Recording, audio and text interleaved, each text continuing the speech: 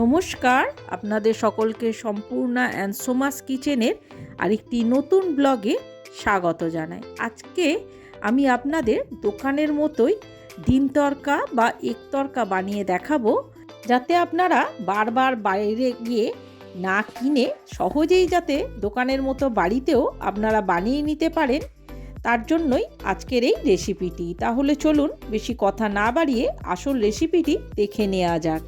এখানে আমি 500 মুগ কড়াই আর এখানে 100 গ্রাম ছোলার ডাল নিয়েছি, যে দুটোকে আমি আগের দিন রাত্রিবেলায় ভালো করে ধুয়ে ভিজিয়ে রেখেছিলাম। এবার জল ঝরিয়ে এবার আমি একটা প্রেসার কুকার নিয়ে তার মধ্যে এগুলোকে আমি ঢেলে দেব। এক এক করে আমি মুগ কড়াইটা প্রথমে দিয়ে দেব জল ঝরিয়ে, তারপরে আমি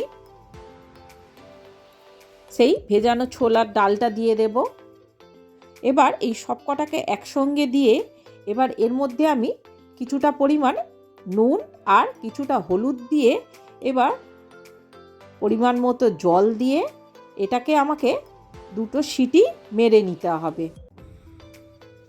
দুটো সিটি মেরে দেখতেই পাচ্ছেন ডালগুলো আমার এইভাবে ঠিক গলে গেছে, যেটা একদম গলেও যাবে না আর একদম গোটা গোটাও থাকবে না, ঠিক এই রকম আমাদের সেদ্ধ করা হয়েছে। এবার অন্যদিকে আমি এখানে 3টে ডিম নিয়েছি ভেঙে, তার মধ্যে সামান্য একটু নুন দিয়ে ডিমটাকে ভালো করে আমি ফেটিয়ে নিয়েছি। ফেটিয়ে নিয়ে গ্যাসের মধ্যে একটা কড়াই বসিয়ে তার মধ্যে পরিমাণ মতো আমি রিফাইন্ড তেল দিয়ে, তেলটা যেই একটু গরম হবে তখনই এখানে আমি সেই ফাটানো ডিমটা দিয়ে দেব। ডিমটা দিয়ে এবার খুব ভালো করে আমাদের এইটাকে একটা ডিমের ভুর্জিয়া বানিয়ে নিতে হবে। সমানে নেড়ে চেড়ে খুন্তি দিয়ে এটাকে দেখতেই পাচ্ছেন আমি এরকম ডিমের একটা ভুজিয়া বানিয়ে নিয়েছি। নিয়ে এটাকে আমি তুলে নেব। কড়া থেকে তুলে এবার কড়ার মধ্যে আমি পরিমাণ মতো তেল দিয়ে দেব। দিয়ে এখানে আমি প্রথমেই দুটো তেজপাতা, একটা শুকনো লঙ্কা আর কিছুটা গোটা জিরে ফোড়ন দিয়ে দেব। দিয়ে সামান্য একটু হিং এর মধ্যে দিয়ে দেব। এবারে আমি এখানে 3টে বড় সাইজের পেঁয়াজ একদম মিহি কুচো করে নিয়েছি, নিয়ে এর মধ্যে দিয়ে দিয়েছি। আরে সমানে নাড়াচাড়া করে পেঁয়াজটা যতক্ষণ না লাল হয়ে আসে ততক্ষণ আমাদের নাড়াচাড়া করতে হবে। সমানে নাড়াচাড়া করতে করতে পেঁয়াজটা যখনই দেখবেন এরকম লাল রং চলে এসেছে তখনই এখানে আমি একটা বড় সাইজের রসুন একদম মিহি কুচো করে আমি এর মধ্যে দিয়ে দিয়েছি।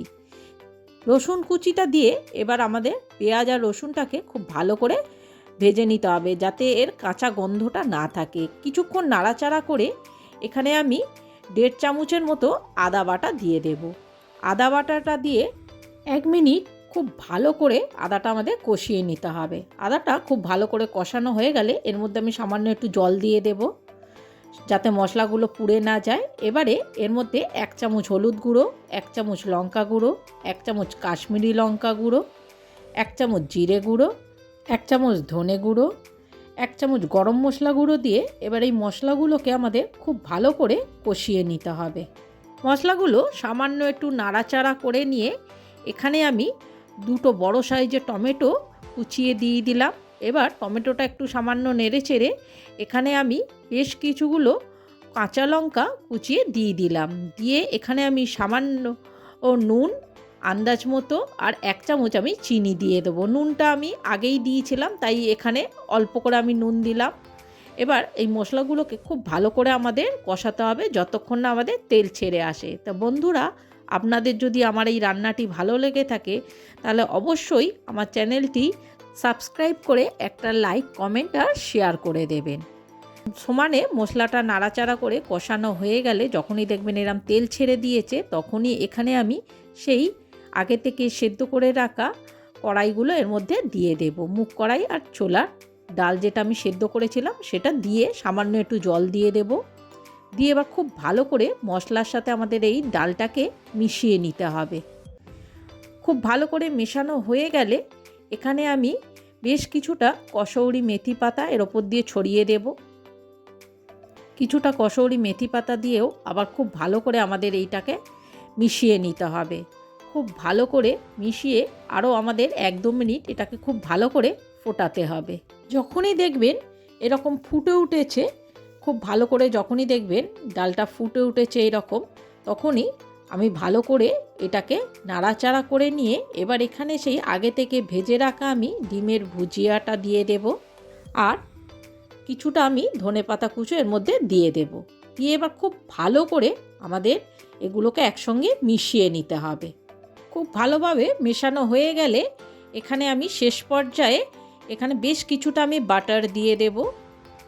বাটার দিয়ে বাটারটাকে এবার খুব ভালো করে এই সময় আমি ডালের মধ্যে তরকার মধ্যে মিশিয়ে দিয়ে খুব ভালো করে মেশানো হয়ে গেলে এই সময় আমি গ্যাসটাকে অফ করে দেব। আমাদের ডিম তরকা একদম রেডি হয়ে গেছে। তাহলে দেখতেই পেলেন কত সহজে আর কত তাড়াতাড়ি আমরা দোকানের মতো পারফেক্ট ডিম তরকা বাড়িতেই বানিয়ে ফেললাম। তাহলে আপনারাও এইভাবে বাড়িতেই দোকানের মতো ডিম তরকা বানিয়ে ফেলুন, আর দোকান থেকে বারবার না কিনে। তাহলে বন্ধুরা, এবার থেকে যখনই আপনাদের তরকা খাওয়ার ইচ্ছা হবে তখনই কিন্তু এইভাবেই আপনারা আমার ভিডিওটি দেখে বাড়িতেই এভাবে ডিম তরকা বানিয়ে নেবেন, আর এর স্বাদও কিন্তু হয় দোকানের থেকেও দ্বিগুণ। বাড়িতে আপনারা খুব সহজেই এইভাবে ডিম তরকা বানিয়ে সকলের মন খুব সহজেই জয় করে নিতে পারবেন। আর তাছাড়া বাড়িতে যদি হঠাৎ কোনো গেস্ট এসে যায় তাহলে ঝটপট আপনি এই ডিম তরকা আর গরম গরম রুটি করে দিলে সে তো খেয়ে তৃপ্তি পাবেই, উল্টে আপনার প্রশংসা করতেও সে বাধ্য হবে।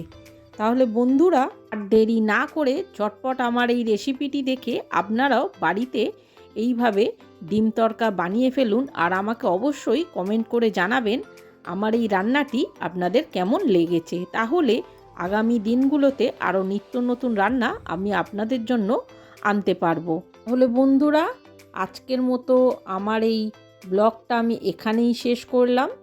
দেখা হচ্ছে আর একটা নতুন রেসিপির সাথে আর একটা নতুন ব্লগে। ততদিন আপনারা সবাই ভালো থাকবেন, সুস্থ থাকবেন। নমস্কার।